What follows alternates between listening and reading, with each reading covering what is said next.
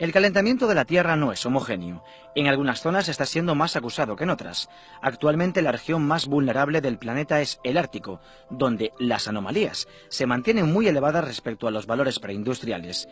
El deshielo es cada vez mayor y como consecuencia disminuye el albedo. A cantidade de radiación solar incidente que se ve reflexada directamente polo suelo, polo chan da Terra.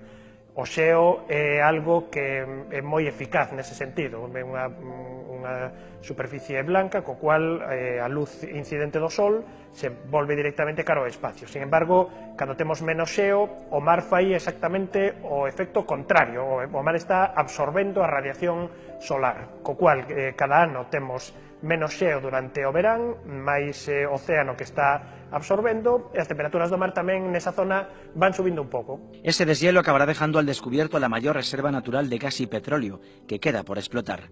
Estaríamos hablando de miles de millones de barriles de petróleo y gas, entre otros recursos naturales de gran interés comercial. Está aí xa un pouco por debaixo das noticias que se escoitan cada día, pero dende hai polo menos unha década xa pois hai establecido unha carreira e unha especie de conflito sobre quen ten soberanía sobre o Ártico. Los países que rodean el Ártico son Rusia, Estados Unidos, Canadá, Noruega y Dinamarca. El derecho internacional del mar de la ONU les permite explotar hasta 200 millas. El problema es que queda una gran zona que no se sabe de quién es. A Lei Internacional do Mar marca esas 200 millas, pero tamén di nalgúnas dos seus artigos que se un é capaz de demostrar que a plataforma continental vai máis alá desas 200 millas, podes estender, incluso podes chegar a estender ata as 500 millas. E aí é onde está un pouco o conflicto, porque tanto rusos, canadienses están querendo demostrar que efectivamente pois hai cordilleras que levan a súa plataforma continental máis alá desas 200 millas. Rusia ha reabierto incluso sus bases militares en la zona que permanecían cerradas desde la Segunda Guerra Mundial. Parece que seguimos empeñados en basar nuestro modelo energético en quemar cosas. Un tipo de enerxía pois sería a enerxía renovable, que é a enerxía que chega directamente do sol, o vento, as ondas, as mareas, etc.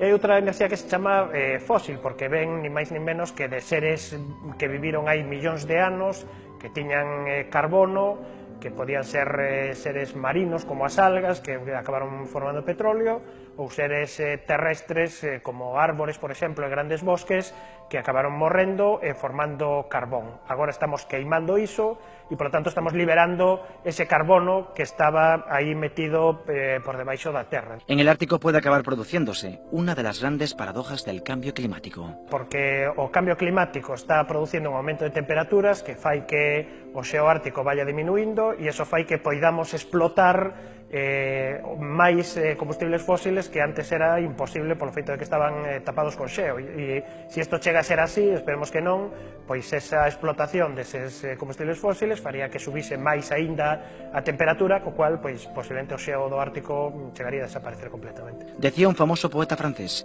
los bosques preceden a las civilizaciones, los desiertos las siguen.